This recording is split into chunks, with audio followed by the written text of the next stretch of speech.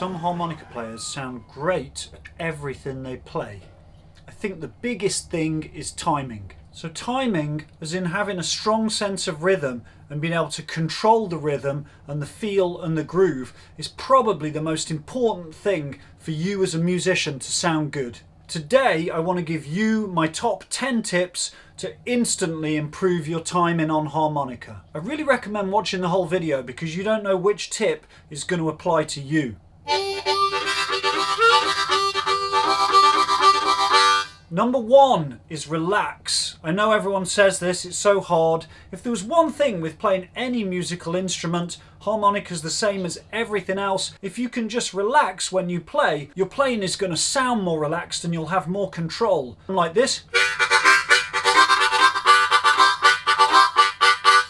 And the throat's tense and the shoulders are tense. If you don't look relaxed, you're not going to sound relaxed. So little tip, I know it's a bit vain, practice in front of the mirror. See how you look. Are your shoulders relaxed? How do you feel? Are you breathing through the harmonica? You'll know this one, super quick tip. Take the harmonica gently. See how the tone goes lovely and warm? That's because my throat's open. I've just relaxed all those muscles. Try and keep the shoulders nice and relaxed. Number 2, stop moving so much when you play. Now, I know this sounds a bit extreme, but if you're so...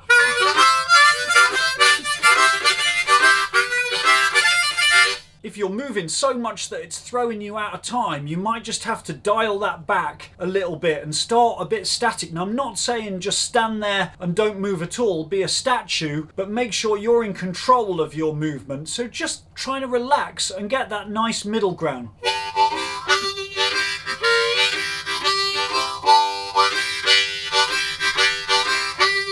Check out Deford Bailey. Log how relaxed he is. Listen to the sound.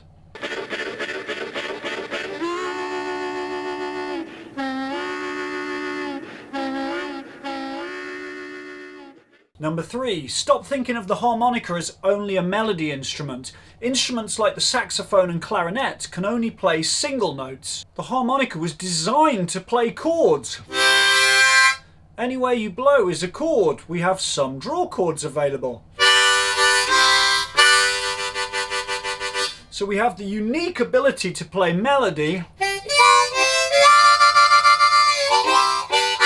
and chords, or partial chords, or splits.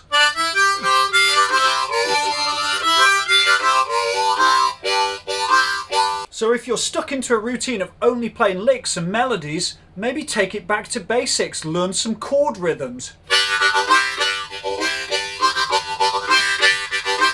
Tip number 4, stop listening to harmonica. That's a bit extreme. But in a band, there's lots of rhythm instruments. Obviously the drummers playing rhythm. In a blues band, the piano players often vamping. They're going to be playing some lovely rhythms. So is the guitar, especially in jazz. You can pick up on these little rhythms. So if you're not always listening for harmonica, try replicating some of those rhythms you hear just with simple chords. Number 5, use a click. If you haven't got a click, use your clock. That was my nan's, it's a ship clock. Using a click or metronome can be great if you're a beginner and even just counting to 4 and keeping a simple tempo when you're playing. If you're struggling with that, for example, you could just set it and play some chords. For more advanced players, you might be working at a very specific tempo.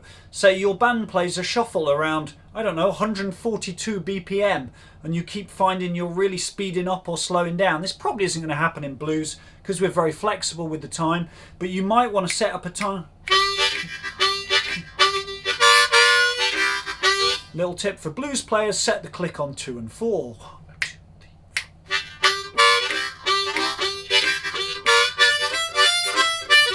Going to help you swing. Well done for making it this far. I hope you're already getting some improvements or some little tips. Try sticking right to the end because I've got some good ones coming up. Number 6, controversial. Don't rely on the metronome too much. A metronome could be great, but it's not the only thing you can use to work on your feel.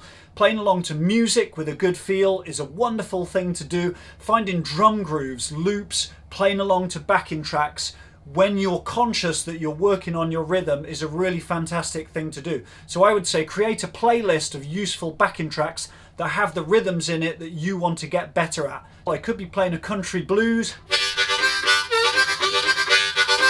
and rather than use a click I could use a shaker track, which is giving me those and a nice nuance. Of course, if you can play the shaker yourself, that sounds cool too.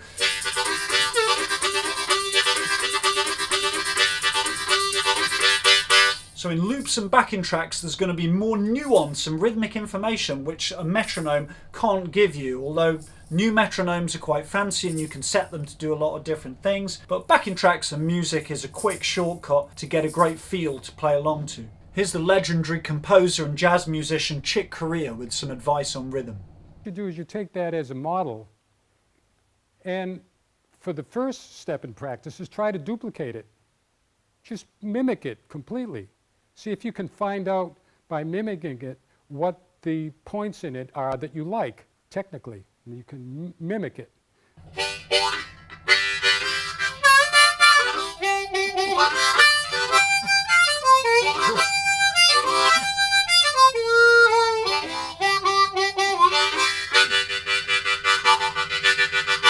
Number 7, know your subdivisions. So it's a big debate amongst harmonica players. Do you need to know theory or not? All these old blues guys didn't know theory. And of course, a lot of these people are learning rhythms implicitly, but I would say also having some explicit knowledge of subdivisions can be very useful. It helps to create improv ideas. For example, if I'm playing a shuffle,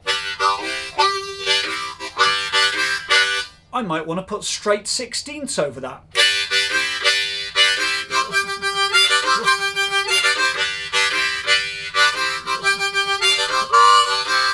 Now I could just hear that and pick it up, but if I have explicit knowledge of how that works and where that works, I can apply that perhaps more easily. And also when it comes to mixing styles, I can mix styles and grooves because I know what certain feels and subdivisions and rhythms work within those styles. Number 8, stop practicing with harmonica. What? I know that's a little bit controversial, but the thing is with rhythm, you can actually practice whenever you're listening to music or even just when you're walking down the street. You could tap a different subdivision. You could tap on the steering wheel in the car when you're listening to music. Tap the quarter note, tap the 8th note, tap the shuffle. Try clapping on the 2 and the 4. Okay, don't try the clapping when you're driving, obviously. But seriously, putting the harmonica down and just trying some basic rhythm exercises will really improve your internal sense of time. So when you go and pick up the harmonica again, you'll have a better internal sense of rhythm, and that will improve your overall playing and timing. Number 9, repeat more. Are you constantly trying to vary everything you do? Variety is wonderful, but with rhythm and groove, we're all about repetition because that's what hooks us in, the listener. So if I can play...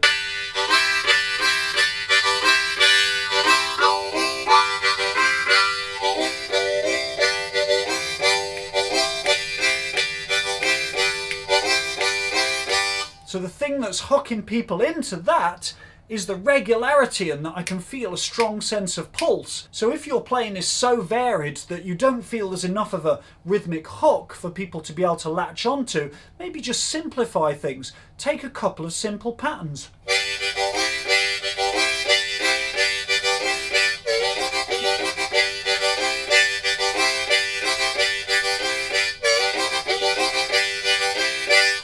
Number 10, my final tip, use simple variations. So although repeating is wonderful and that hooks people in, if you only ever play the same thing, that can get a little bit boring. But what we often think is that we have to vary and change things all the time, when in reality we don't. Drummers are a great example. We often get something called the AAAB form. All that means is I take one riff, play it 3 times, and then I play a variation of that riff once, and then cycle the whole thing. So I'm going to do a simple country blues pattern for my A. Oh, I've still got my glitter shaker on. Isn't it cute? Look at that. I do that 3 times, and then for my B, I'm going to do a simple variation. Just for variety, so I do A, A, A, B. Okay.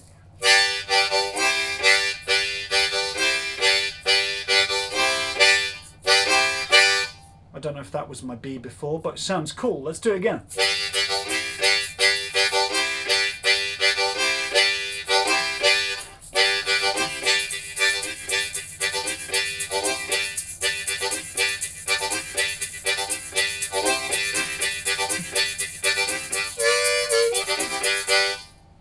So with just a simple chord variation, I created some nice variety, which is going to hook the listener in with the groove, but create just enough variety to keep them interested. So give these tips a try. I hope these really help you with your rhythm playing. Of course, check out my longer lessons, courses, hobo lessons, links in the description. I'll take the shaker off now. I'll see you for another video soon. Bye bye.